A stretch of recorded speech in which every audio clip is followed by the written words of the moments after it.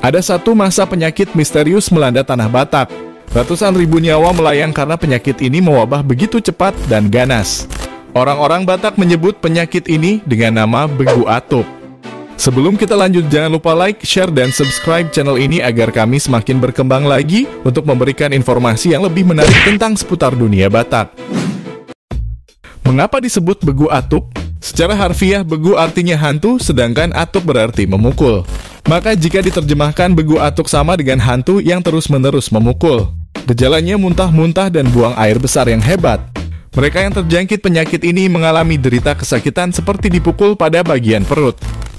J.C. Vergowen, seorang ahli hukum adat kebangsaan Belanda yang pernah bertugas di Tapanuli pada tahun 1927 sampai tahun 1930, menyebut bahwa Begu Atuk merupakan sebutan orang Batak untuk penyakit kolera. Setiap tahun menjelang musim kering, tetua adat yang disebut Datu kerap kali memimpin upacara kurban penolak bala akibat wabah Begu Atuk.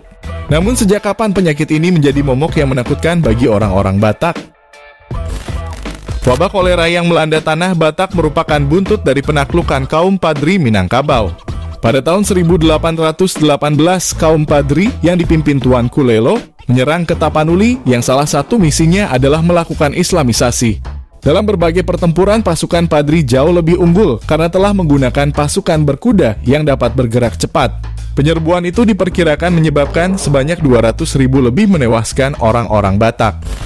Betapa banyak jenazah dan bangkai manusia yang dibuang pasukan Padri ke Sungai Batang Toru. Padahal Sungai Batang Toru merupakan induk dari beberapa anak sungai dan menjadi sumber air bagi penduduk di Pahai dan Silindung. Akibatnya, sungai tersebut menjadi penyebar penyakit. Menurut Mangaraja Onggang Parlindungan Siregar, bala tentara Padri mengurung kampung-kampung yang terkena penyakit menular itu. Dari 800.000 penduduk tanah Batak yang meliputi Pahai, Silindung, Humbang, dan Toba tersisa hanya 200.000. Pahai menjadi daerah yang populasinya berkurang paling banyak sebesar 90%. Penyebaran wabah kolera ternyata jauh lebih berbahaya daripada serangan pasukan Padri. Bukan hanya menulari orang Batak, penyakit Begu Atuk ini ikut juga menyasar bala tentara Padri. Makin lama penularannya kian menggerogoti.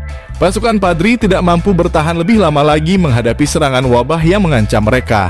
Satu-satunya jalan menghindari diri dari epidemi yang terus merajalela itu adalah dengan mengundurkan diri.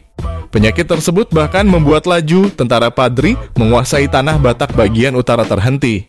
Akhirnya pada tahun 1820 mereka mundur dan kembali ke Minangkabau.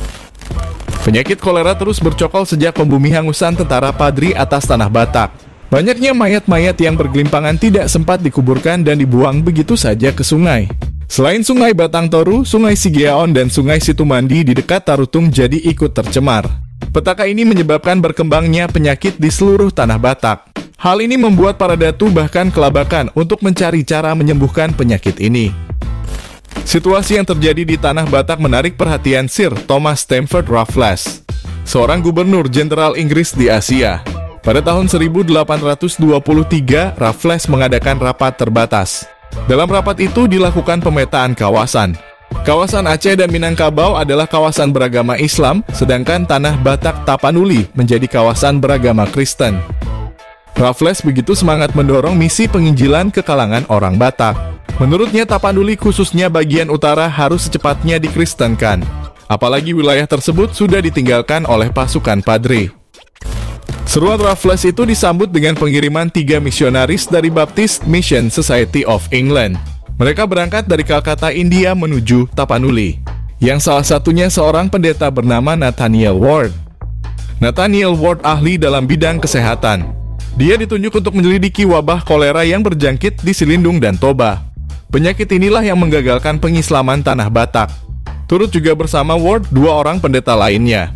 Richard Burton, seorang linguis dan etnolog yang bertugas menerjemahkan Alkitab ke dalam bahasa Batak. Satu lagi adalah pendeta Evans, seorang guru yang akan mendirikan sekolah-sekolah Kristen di Tapanuli. Sejak para misionaris itu bergerak, dimulailah siar Kristen di tanah Batak. Begitulah sedikit kisah tentang mewabahnya penyakit kolera di tanah Batak yang akhirnya turut serta menggagalkan Islamisasi di tanah Batak bagian utara. Semoga informasi ini bermanfaat buat kita semua dan sampai jumpa di video menarik lainnya.